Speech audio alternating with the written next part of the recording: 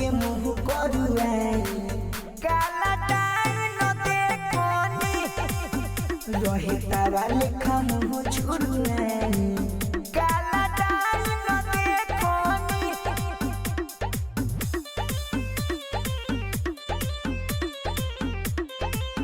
काला डाइन देखनी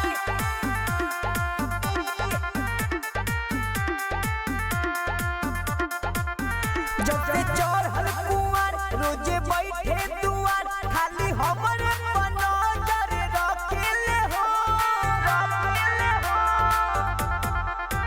जब से चढ़ल कुआर रोजे बैठे दुआर खाली हमरे पर नजर रखेले हो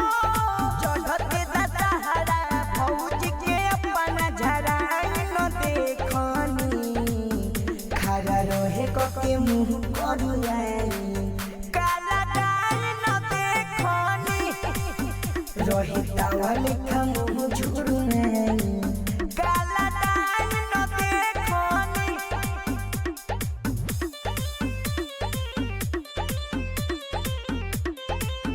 काला डाइन देखनी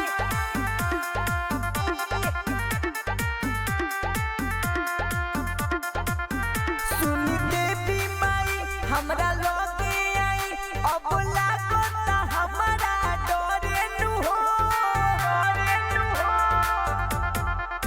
सुनी देवी माई हमरा लगे आई अब लागता हमरा डरे नु हो कहे प्रिय बात विशेष से अरुआई न देखनी खड़ा रहे के मुँह करुआई काला डाइन देखनी रहे तावा लेखा मुँह झुरुआई काला डाइन देखनी दिया रिकॉर्डिंग स्टूडियो मोहम्मदपुर।